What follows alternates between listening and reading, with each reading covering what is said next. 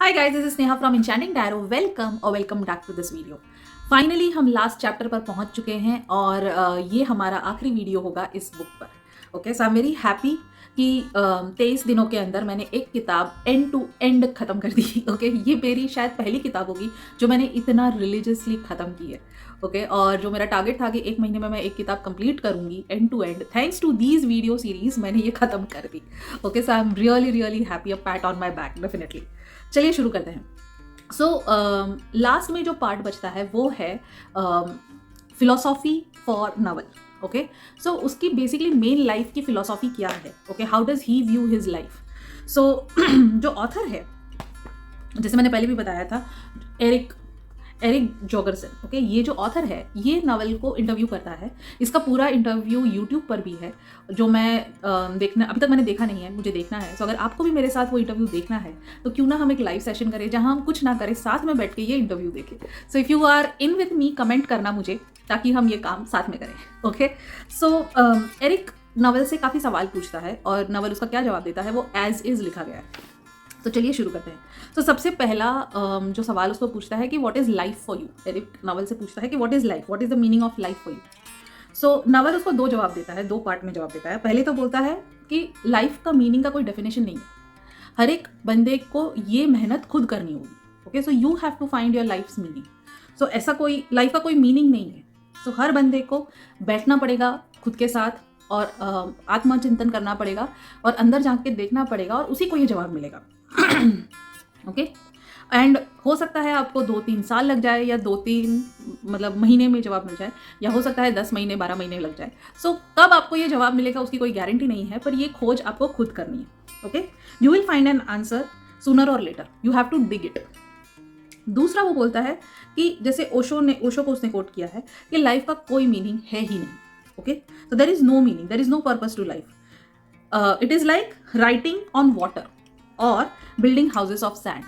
क्योंकि हर moment to moment आपकी लाइफ चेंज होती है, तो ऐसा एक सेंटेंस में आप लाइफ को डिफाइन कर ही नहीं सकते हो. Okay, so you have to create your own meaning which boils down to there is no fundamental intrinsic purposeful meaning to the universe.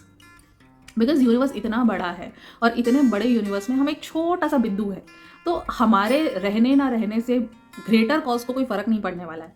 तो फिर उस चीज़ को ऐसा डिफाइन करने में या उसके पीछे इतनी फिलोसॉफी या दिमाग लगाने का नवल बोलता है कोई फ़ायदा ही नहीं है. Okay, so nobody care, you didn't care before you were born and you will not care once you die. So क्या ही फ़र्क पड़ता है. Okay, so before you were born you didn't care about anything or anyone, including your loved ones, including yourself, including humans, including whether to live on Mars or whether to live on Earth.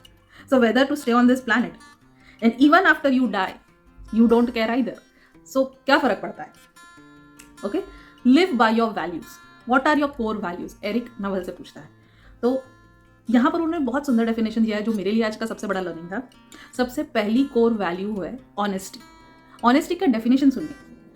I should be able to be myself around the people that I am with. उसको वो honesty बोलते हैं. तो honesty ये नहीं है कि आपको कोई लॉयल रहे. ओके, ऑनेस्टी ये है कि मैं अपने आप को किसी और के लिए या सिचुएशन के लिए ऑल्टर ना करूँ. अगर मुझे कुछ भी बोलना है तो मैं बिंदास अपना दिमाग में जो है वो बोल दूँ. ये ऑनेस्टी है. ओके, और नवल बोलता है मैं ऐसे कभी भी कोई एनवायरनमेंट में रहना नहीं चाहता हूँ जहाँ मुझे बोलने से पहले सोचना पड़े.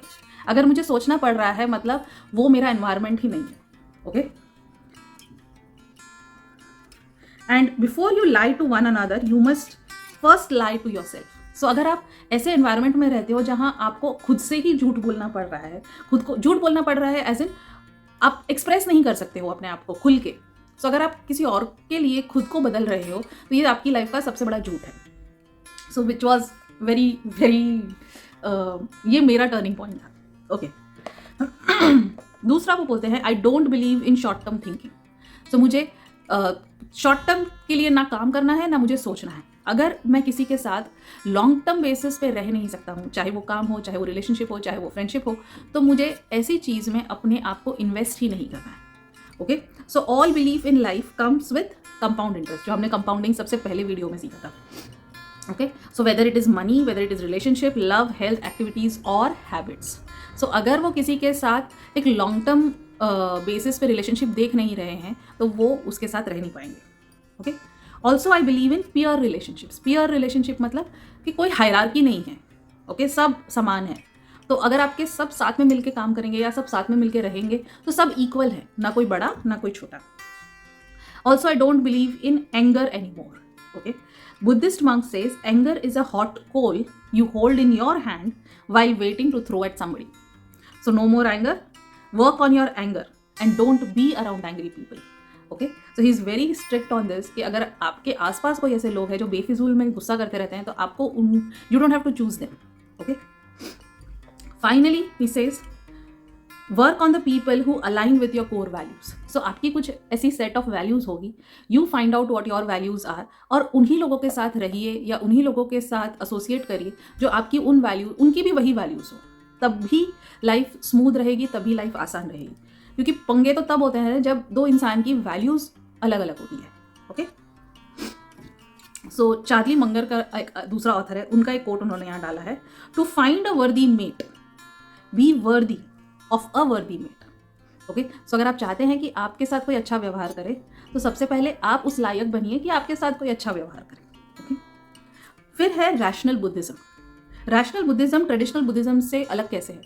तो नवल बोलते हैं कि मैं काफ़ी इन्फ्लुएंस्ड हूँ बुद्धिज्म की काफ़ी प्रिंसिपल्स से, लेकिन ओनली दोज प्रिंसिपल्स जो मैंने खुद के अंदर महसूस किए हैं, उन पे मैंने एक्सपेरिमेंट किए हैं या उनको मैंने अपनी ज़िंदगी में शामिल किया है और मुझे उसके रिजल्ट्स देखने मिले हैं।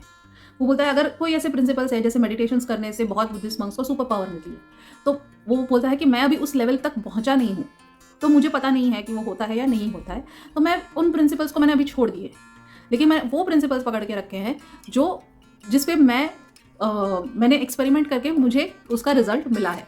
तो उनकी जो सेट ऑफ वैल्यूज है उसको वो रैशनल बुद्धिज्म कहते हैं। Okay, rational Buddhism means I have to reconcile science evaluation, understanding the internal work of Buddhism to make yourself happy, better off, more present.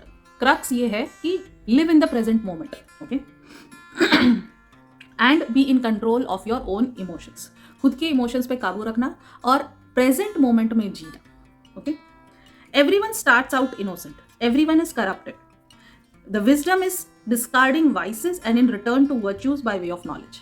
Okay, so जब सब पैदा होते हैं तब सब इनोसेंट होते हैं, धीरे धीरे धीरे होके आप करप्ट होना शुरू हो जाते हो, और विजडम वही है कि जब आपको पता चले कि आप करप्ट हो रहे हो या करप्ट हो चुके हो तो उन आदतों को छोड़ना, and you return back to your virtues, the good deeds. Okay, so understanding your long term consequences of your actions, ये समझना बहुत ज़रूरी है। Okay, and finally what is most important thing is you have to live in the moment. Okay, so last part यही है उसका कि आपको इस मोमेंट में जीना होगा, कोई पास्ट नहीं है। ओके, आप खुद भी जैसे 2 दिन पहले थे वैसे आज नहीं हो, तो पास्ट एग्जिस्ट ही नहीं करता है, और फ्यूचर में क्या होने वाला है ये तो हमको पता ही नहीं है, ना ही वो हमारे हाथ में है। So what you really have in is this moment and you have to grab it. Okay, past is all dead, gone. All dead really means is that there is no future moments, so what you have is present. Okay, और यहाँ पर हमारी book ख़त्म होती है। Okay, और उसके बाद नवल की काफ़ी सारी बुक्स की रिकमेंडेशंस है। ओके, बहुत हाई फंड बुक्स है, मैंने देखी थी नेट पर। ओके, सो और ये ऑनलाइन भी मैं लिंक डिस्क्रिप्शन में डाल दूंगी in case you are interested. Alright, so thank you यहाँ तक मेरे साथ वीडियोज़ में रहने के लिए। थैंक यू जो आपने मुझे एनकरेज किया to bring in this discipline that I have to complete the book. Indeed ये मुझे वापस पढ़नी होगी ये बुक, ऐसे नहीं है कि एक बार हमने ये बुक पढ़ ली तो सब कुछ हो गया। मैंने जैसे बताया था, मैंने खुद की नोट्स लिखी हुई है। सो अगर आपको मेरे नोट्स की कॉपी चाहिए, okay, which is a snapshot of this book, okay, तो मुझे आप कमेंट करिए या मुझे मैसेज करिए, मैं आपको व्हाट्सएप या ईमेल कर दूँगी। Okay, so take care, bye bye. I think फरवरी में हम एक और नोटबुक पढ़ेंगे and hope that would be fun. Alright, so indeed this was a good thing. Thank you so much. I am really happy that we stood together. Alright, take care, bye bye.